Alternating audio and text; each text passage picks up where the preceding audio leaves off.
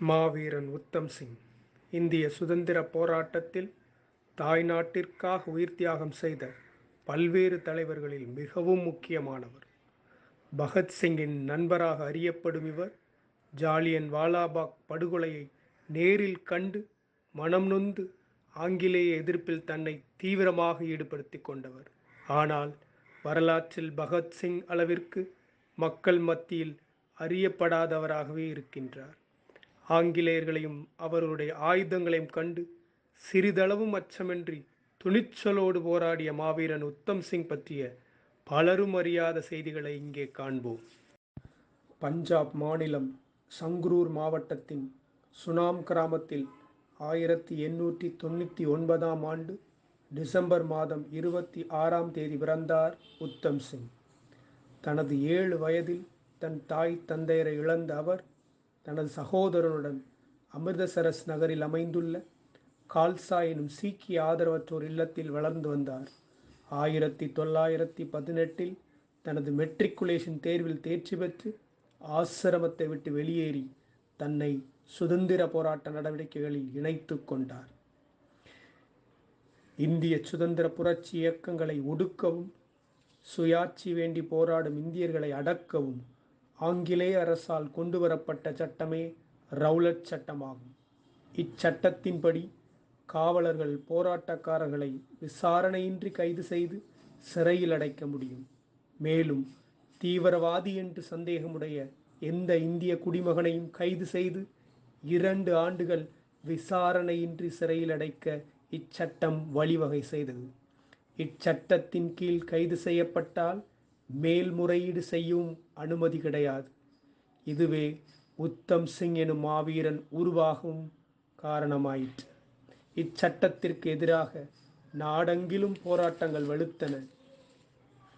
1919ஆம் ஆண்டு ஏப்ரல் மாதம் 10ஆம் தேதி பஞ்சாப் மாநிலம் அமிர்தசரஸ் ஜாலியன் வாலாபாக் என்னுமிடத்தில் இச்சட்டத்திற்கு எதிராக போராடும் விதமாக 20,000த்திற்கும் மேற்பட்ட இந்தியர்கள் கூடியிருந்தனர். அங்கே தனது ஆசிரம நண்பர்களோடு கூட்டத்திற்கு தண்ணீர் வழங்கும் பணியை செய்து கொண்டிருந்தார் உத்தம் சிங். அச்சமயம் பஞ்சாப் மாநில கவர்னர் மைக்கேல் ஓ டயரின் உத்தரவின் பேரில் 50க்கும் மேற்பட்ட படை வீரர்களுடன் வந்திறங்கினான் தளபதி ஜெனரல் டயர். எந்தவித அறிவிப்புமின்றி கூட்டத்தை நோக்கி அந்த வெறிநாய் கூட்டம் சராமாரியாக சுட்டனர். 10 நிமிடம் தொடர்ச்சியாக குண்டுமழை பொழிந்தது. துப்பாக்கிச் சூட்டில் நல்வாய்ப்பாக உயிர் தப்பிய உத்தம் சிங் இறந்த உடல்களை அப்புறப்படுத்தும் பணியில் உதவி செய்தார். இத்துப்பாக்கிச் சூட்டில் ஏறத்தாழ 380 இந்தியர்கள் மரணமடைந்தனர். சுமார் 1200க்கும் மேற்பட்டோர் கை கால்களை இழந்து படுகாயமடைந்தனர்.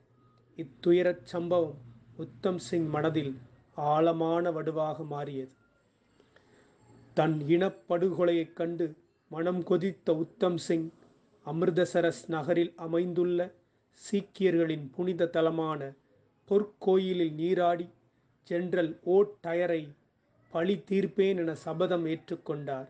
அதன்பின் பல்வேறு சுதந்திர போராட்டங்களில் தன்னை ஈடுபடுத்திக் கொண்டார் உத்தம் சிங். சீக்கிய குருக்களின் ஒருவரான குரு கோவிந்த் சிங் பெயரில் அமைப்பு ஒன்றினை நிறுவி மாணவர்களின் படிப்பிற்கு நிதியுதவி செய்து வந்தார் உத்தம் சிங். பல்வேறு நாடுகளுக்கு பயணம் செய்து சுதந்திர பணியாற்றினார் உத்தம் சிங். 1927இல் பகத்சிங்கின் அழைப்பை ஏற்று இந்தியா திரும்பிய நிலையில் கைது செய்யப்பட்டு சிறையில் அடைக்கப்பட்டார் உத்தம் சிங். 1931ஆம் ஆண்டு விடுதலையான உத்தம் சிங் தன் சபதம் நிறைவேற்ற காஷ்மீர் சென்று அங்கிருந்து ஜெர்மனி சென்றார். 1934ஆம் ஆண்டு ஜெர்மனியிலிருந்து ஆஸ்திரியா வழியாக லண்டனை அடைந்தார். லண்டனை அடைந்த உத்தம் சிங் ஜெனரல் டயர் இறந்த செய்தியை கேட்டு 6 ஆண்டுகள் கிடைத்த வேலையை செய்து காத்திருந்தார் உத்தம் சிங். 1940 மார்ச் 13ஆம் தேதி காக்ஸ்டன் ஹாலில் நடைபெற்ற கூட்டத்தில் பங்கேற்க வந்திருந்தான் மைக்கேல் ஓ'டயர். அக்கூட்டத்தில் கச்சிதமாக வெட்டப்பட்ட புத்தகப் பக்கங்களுக்குள் மறைத்து வைக்கப்பட்டிருந்த கைத்துப்பாக்கியுடன் கலந்து கொண்டார் உத்தம் சிங்.